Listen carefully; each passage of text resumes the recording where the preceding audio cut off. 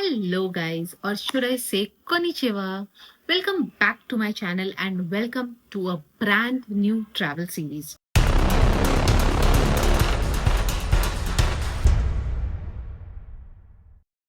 No points for guessing, आपको title से पता चल चुका होगा कि हम स्टार्ट कर रहे हैं अपना जापान ट्रैवल सीरीज।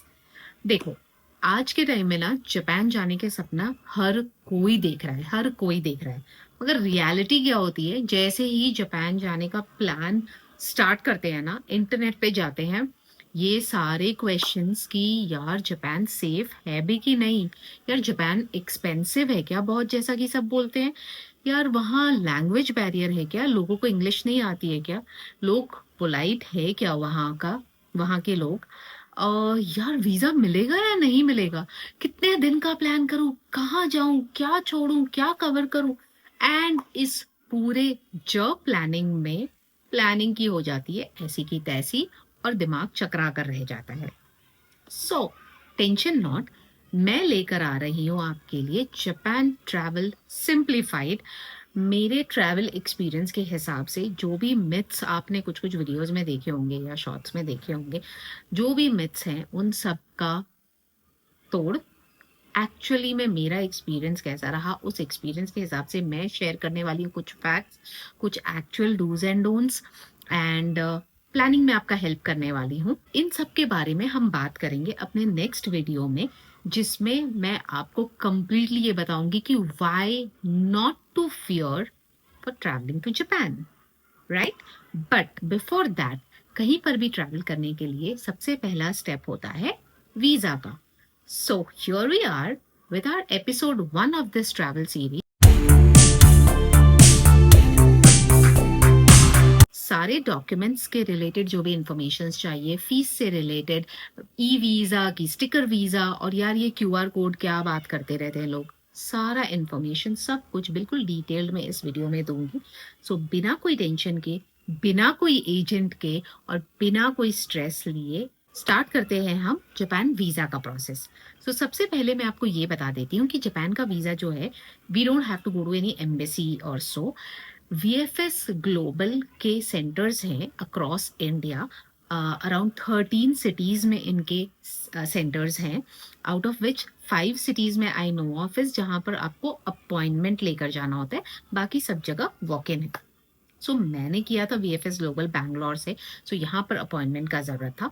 तो सबसे पहला स्टेप जो है वो है, आपको वीएफएस ग्लोबल के वेबसाइट पे जाना होगा, जिसका लिंक मैंने यहाँ डिस्क्रिप्शन में दिया है। मैं सारे इंपॉर्टेंट लिंक्स और सारे इंपॉर्टेंट डिटेल्स जो हैं वो मैं डिस्क्रिप्शन में दे दूंगी, सो प्लीज जाकर वो रेफर कर लीजिएगा। वीएफएस ग्लोबल का वेबसाइट का जो लिंक है वो मैंने डिस्क्रिप्शन में दिया है। सबसे पहले उस वेबसाइट पर जाना है, और जब वहां पर आप सिलेक्ट करोगे जापान का वीजा, तो सबसे पहले आएगा एक एप्लीकेशन फॉर्म जिसे हमें डाउनलोड कर लेना है। वो फॉर्म को आप इंश्योर करिएगा कि आप बिल्कुल एक्यूरेटली फिल करते हैं अपने सारे personal details, passport details. Please उसको क्रॉस चेक कर लीजिएगा अच्छे से, कहीं कोई गलती नहीं होनी चाहिए, सारे डिटेल्स बिल्कुल मैच करने चाहिए आपके पासपोर्ट से, और बाकी सारे डिटेल्स एक्यूरेट होने चाहिए। सो ये हो गया हमारा सबसे पहला important document. Moving on to the next one is of course a valid passport. When I say valid, it means 6 महीने की वैलिडिटी होनी चाहिए आपके पासपोर्ट की, एंड उसमें 2 ब्लैंक पेजेस फॉर श्योर होना चाहिए। Okay, moving on to the next one is a photo. Specifications है जापान वीजा के लिए, 2x2 का रिक्वायरमेंट होता है, which is 45 mm by 45 mm in with a white background. Again मैं सारे स्पेसिफिकेशंस भी मैं दे दूंगी डिस्क्रिप्शन में, बट आपको वीएफएस ग्लोबल साइट पर भी मिल जाएगा। और आप जब स्टूडियो जाएंगे ना इंस्टेंट फोटो के लिए, तो most of them they already know, आप जापान वीजा बोलोगे तो उनको पता होगा, अगर नहीं पता होगा तो प्लीज ये नोट कर लीजिए, स्क्रीनशॉट ले लीजिएगा, जो मैंने स्पेसिफिकेशंस नीचे लिखा है आप वो बोलकर फोटो ले सकते हैं। So we are done with application form, passport, photo. The next one comes is your bank statement. आपको लास्ट 6 मंथ्स का बैंक स्टेटमेंट का जरूरत होगा, सो उसका प्रिंट आउट अपने डॉक्यूमेंट्स के साथ में लगा लीजिएगा। इसके साथ में एक चीज जो कि ना आपको वीएफएस साइट पर मिलेगा, ना आपको वीएफएस बताएगा, कहीं लिखा हुआ नहीं है, कि आपके बैंक बैलेंस में, बैंक अकाउंट में कम से कम 1.5 से 2 लाख रुपए का बैलेंस होना चाहिए। ना ये कहीं लिखा हुआ नहीं है, बट मुझे कुछ सोर्सेस से पता चला था, सो आई इंश्योर्ड कि उतना अमाउंट मेरे बैंक अकाउंट में होता है जब मैं वीजा के लिए अप्लाई करती हूँ, जब वो स्टेटमेंट्स का प्रिंट आउट निकालते हैं। Okay, the next thing would be if you are salaried, तो आपके लास्ट 6 मंथ्स का सैलरी स्लिप, अदरवाइज आपके लास्ट 3 साल का आईटीआर चाहिए होता है। मैंने to be on the safe side मैंने दोनों दिया था। I am okay, like extra documents ले लो, कम नहीं पड़ने चाहिए, कोई इशू नहीं होना चाहिए, सो मैंने दोनों दिया था। बट अदरवाइज दे से कि या तो आप बैंक स्टेटमेंट सैलरी स्लिप दे दो और या फिर आईटीआर दे दो। आई वुड रेकमेंड आप दोनों अटैच कर दो। इसके साथ जो एक बहुत इंपॉर्टेंट डॉक्यूमेंट है, that is a cover letter. आपका कवर लेटर काफी डिस्क्रिप्टिव होना चाहिए और सारे इंफॉर्मेशन उसमें लिखे होने चाहिए कि आप कब से कब ट्रैवल कर रहे हो, कहाँ कहाँ जाओगे, कौन कौन आपके साथ जा रहा है, आपका पर्पस क्या है ट्रैवल का, एंड कहाँ कहाँ आप रुकने वाले हो। अगर आपको कवर लेटर का सैंपल चाहिए तो प्लीज मुझे मेरे इस इंस्टाग्राम आईडी पे डीएम कर दीजिए, मैं आपको सैंपल उसका शेयर कर लूंगी आपके साथ, and you can refer to that while preparing your cover letter. Now, the next thing which is important before the visa, when you apply for the visa, is the flight and hotel का booking. अब आप बोलोगे कि यार visa नहीं आया है, मैं फ्लाइट और होटल का बुकिंग कैसे कर लूँ, व्हाट इफ वीजा रिजेक्ट हो गया तो?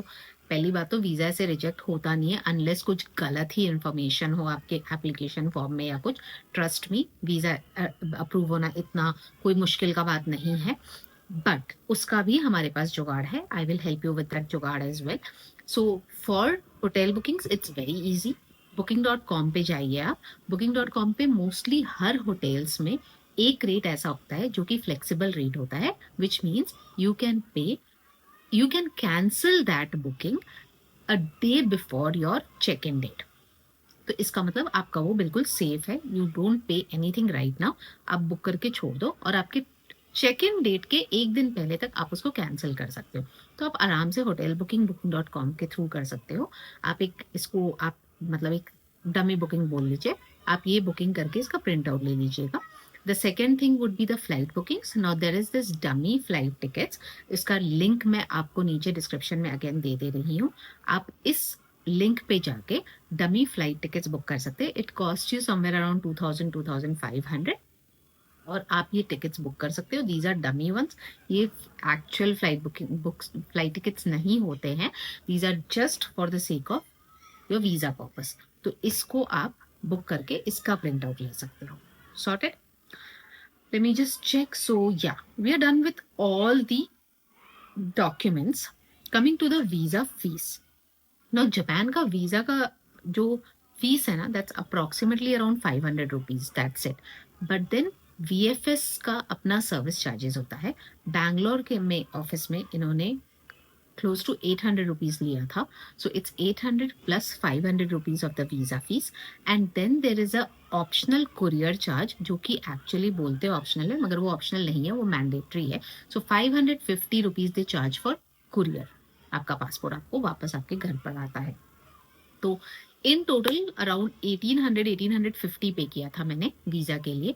सो depending on from which city you apply on, you can check the charges in the VFS website. So this is about visa fees. Now कितना दिन लगता है वीजा आने में? सो वीजा आने में 5 to 7 वर्किंग डेज लगता है। आप सेफ साइड 10 डेज पकड़ के चलो, but I would say please Japan की प्लानिंग जितनी जल्दी हो सके उतनी जल्दी कर लीजिएगा।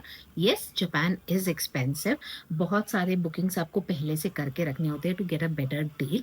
सो इसलिए वीजा एप्लीकेशन का प्रोसेस भी आप पहले ही कर लीजिएगा। इस टाइमलाइंस पे एक और चीज डिपेंडेंट होता है। सो वैसे तो यू हैव द ऑप्शन, आप ई वीजा ले लो या आप स्टिकर वीजा ले लो। मैंने जब अप्लाई किया था तब मुझे भी ये ऑप्शन था, बट मैं तो भी ट्रैवल कर रही हूँ, मतलब मुझे अपने पासपोर्ट पे स्टैम्प चाहिए ही चाहिए, कुछ भी हो जाए। तो मैं तो ई वीजा के लिए मैंने तो मना कर दिया था, मुझे नहीं चाहिए था। आपकी चॉइस है, बट कंप्लीटली आपकी चॉइस नहीं है। अगर आपका travel time is more than 30 days तो ई वीजा का ऑप्शन फिर भी काम करता है, बट अगर it is with in 30 days तो फिर वो लोग स्टिकर वीजा या पेपर वीजा जो भी आप बोलो वो वहीं से आता है, लाइक इट्स सिस्टम डिफॉल्ट वो वही आता है। So it's kind of on them itself, but then you do have an option to select for e-visa if you wish to, and the travel time is more than 30 days from the day you apply. ठीक है, तो ये हमने I think visa के बारे में सारा कुछ बात कर लिया है। 2025 में आपने सुना था मार्च 2025 में कि जापान वीजा को लेकर कुछ चेंजेस आ रहे हैं, बट अगर आप टूरिस्ट वीजा अप्लाई कर रहे हो कहीं कोई चेंज नहीं है, everything remains the same. Moving on to that QR code जिसके बारे में सब बात करते रहते हैं, so that's not part of the visa process, that's the part of the immigration. Okay, so जब आपका वीजा आ जाए और आप अपना सूटकेस पैक कर लो और आप निकल लो जापान के लिए, और जब आप वहां लैंड करते हो तो आपको ऑफकोर्स पहला स्टेप होता है इमिग्रेशन। आप हो सकता है वहां पर एक लंबा सा क्यू देखोगे, do not gate tensed, Japan है भाई वो, 15 से 20 मिनट लगता है, कितनी भी लंबी लाइन हो। ट्रस्ट मी, जब मैं गई थी the Q was so long, मतलब मुझे लगा कि माई गॉड, एक तो ऑलरेडी मैं थक चुकी थी और ऊपर से इतना लंबा queue, but it took me literally 15 minutes to get over with it. जब आप उस क्यू में रहते हो ना, तो सबसे पहले आपका बायोमेट्रिक्स करते हैं वो लोग। ऑफकोर्स एक कियोस्क लगे हुए हैं काफी सारे, वहां पर एक पर्सन रहता है आपको असिस्ट करने के लिए, तो आपके फिंगरप्रिंट्स और आपका फेस या आईज स्कैन करता है, that's it. But most importantly immigration में क्या चाहिए होता है, so there is this website visit Japan web, link again मैंने डिस्क्रिप्शन में दिया हुआ है। आप उस वेबसाइट पर जाकर एक उसमें डिटेल्स मांगते हैं, आपके पर्सनल डिटेल्स, आपका flight details, hotel details and आपका ट्रिप का रीजन, वो सारा फिल कर दोगे ना, तो जैसे ही आप सबमिट करते हो एक QR कोड जनरेट होता है। एक इम्पॉर्टेंट बात जो आपको ध्यान रखनी है कि ये QR कोड हर एक ट्रैवलर के लिए चाहिए होगा अलग अलग। सो हर किसी को बेस्ट होगा आप हर किसी के फोन पर ये वेबसाइट पर जाकर उनका डिटेल्स फिल इन करके सबमिट करवा दें, ताकि हर किसी का QR कोड उनके पास सेफली रहे। सो जब आप ये बायोमेट्रिक्स कर लोगे उसके बाद आप इमिग्रेशन काउंटर पे पहुंचोगे तो वो ये QR कोड चेक करते हैं, स्कैन करते हैं एंड आपके पासपोर्ट पे स्टैंप लगाते हैं एंट्री का, and you are done. 2 minute भी नहीं लगते हैं इमिग्रेशन काउंटर पे, it's that easy, trust me. और उसके बाद ऑल सेट, आप जापान एंटर कर चुके हैं। Wasn't it easy, right? So वो जो एजेंट वाले पैसे मैंने आपके बचाए हैं ना, 50% उसका ट्रांसफर कर दीजिए मुझे। What's it? Okay, so this was episode 1 all about visa process. Do not forget to subscribe to the channel. Bell icon को हिट जरूर करिए, क्योंकि जैसा कि मैंने बताया नेक्स्ट वीडियो में मैं लेकर आने वाली हूँ वो सारा details about do's and don'ts in Japan, what all you need to know so that you're not scared of the job planning. So please and please video को लाइक कर दीजिए। I'm hoping ये कंटेंट आपको help किया होगा। Video को like कर दीजिए, चैनल को सब्सक्राइब कर दीजिए। Happy, keep smiling and happy traveling. Bye bye.